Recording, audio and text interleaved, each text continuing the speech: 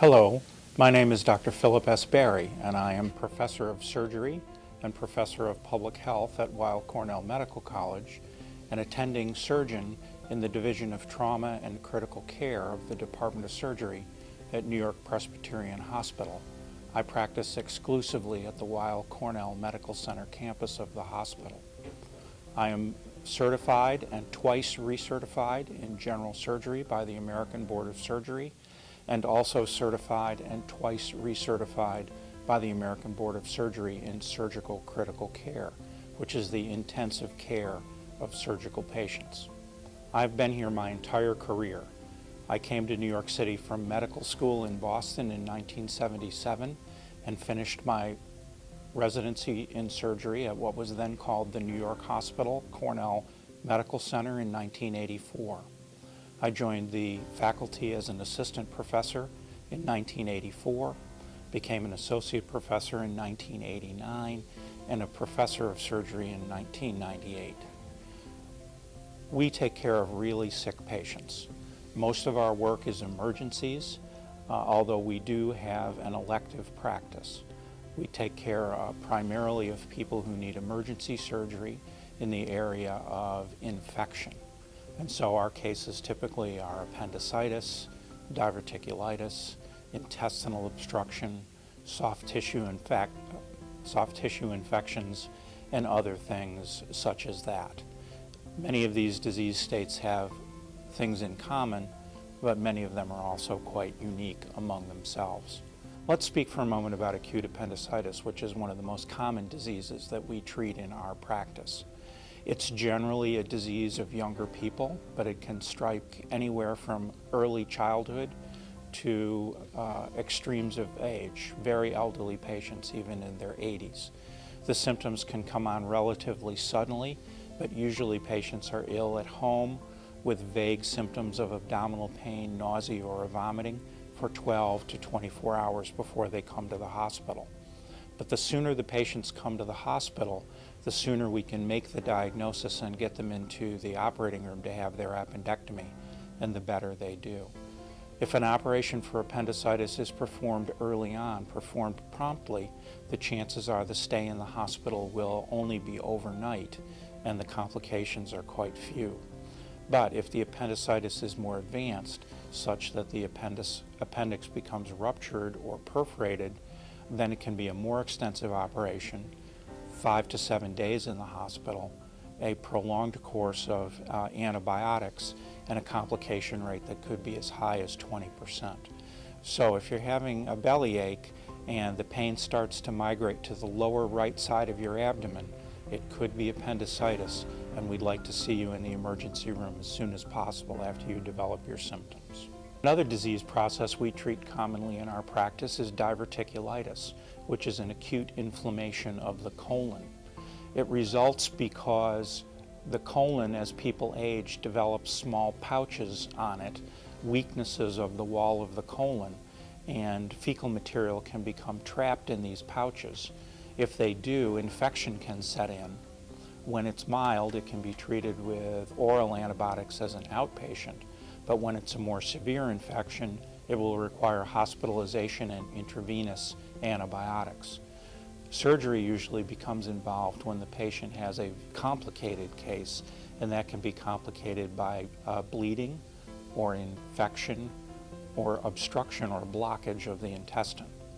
Most of the cases that we treat are related to infection that does not respond to antibiotics alone, or to infection so severe that it is actually caused a perforation or hole of the intestine with leakage of feces out into the abdominal cavity, causing a severe infection called peritonitis.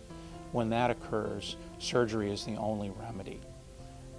Patients who have perforated diverticulitis can be seriously or even critically ill and may require a stay in the intensive care unit, a period of time on the mechanical ventilator, and develop many complications as a result of their infection. So this is another disease process that we try to capture as early as we can. My practice is also very heavily focused on a strong interest in managing infections. I have particular expertise in the management of surgical infections and am considered an expert in the management of these infections. And so it's an opportunity to use our surgical skills and also our expertise in infectious disease management to bring the best of both worlds to the care of our patients. The other big part of our practice is trauma, which is the management of patients who have been injured. Those injuries can be accidents, such as people who fall, or people who are involved in motor vehicle collisions, or they can be as a result of interpersonal violence, such as shootings or stabbings. Doesn't matter. We're here 24 hours a day with people in-house, in the hospital, ready to see you immediately if you become injured. Now, most of the time, these injuries will not require emergency surgery. If all it is a broken bone, or even several broken bones, surgery may be necessary, but perhaps not immediately. And part of what the trauma team does is assess the situation, begin giving therapy, but also plan your treatment in terms of bringing in multiple consultants. So as part of trauma care, we're working with orthopedic surgeons, neurosurgeons, urologists, and many other specialist physicians in the management of the patient's care.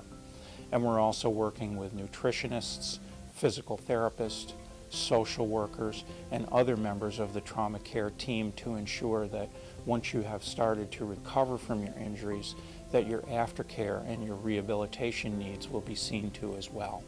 Trauma care is the total care of the patient. It is absolutely team care, and we are one of the busiest and best centers in the Northeast United States for the care of the injured patient. Research has also been focused in the areas of trauma and surgical intensive care. We have focused very important work on the reduction of complications to improve outcome. We're very interested, as I mentioned, in the management of infections, and not only their treatment but their prevention. And we have maintained data on more than 14,000 consecutive patients to follow our outcomes. So you can see with that kind of experience that we're ready to handle almost any conceivable complication, any conceivable emergency. We certainly hope that our patients don't have complications, but complications are inevitable, and we try to minimize them, recognize them quickly, and take care of them in partnership with the operating surgeon in order to achieve the best possible outcome. My partners and I also maintain an elective practice of general surgery, and so we may be called upon to see someone with gallbladder disease, someone with an intestinal problem, or importantly, a major part of our practice is the management of hernias. Hernias are abnormal openings in the muscle or fascia that allow internal organs to protrude.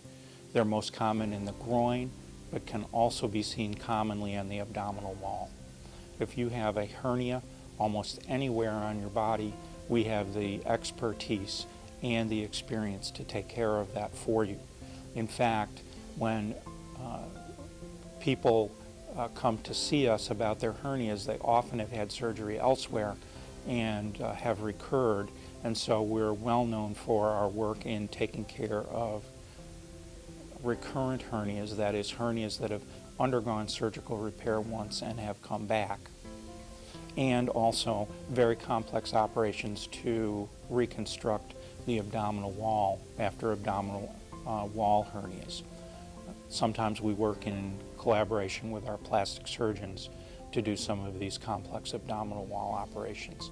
It's a major part of our practice, something we're very well known for, and we'd be happy to see you, evaluate you, and discuss your particular case should you find yourself at some time in the future with a hernia or a related problem.